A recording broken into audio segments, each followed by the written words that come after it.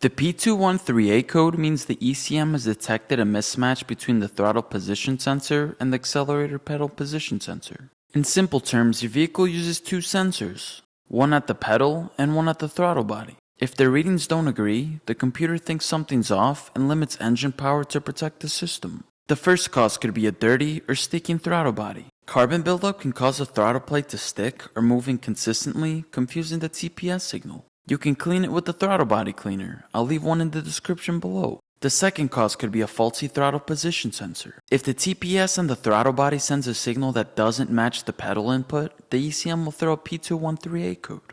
The third cause could be a faulty accelerator pedal position sensor. The APP sensor reads how far you're pressing down on the pedal. If it sends erratic or lagging signals, it can cause a mismatch with the TPS and set the code.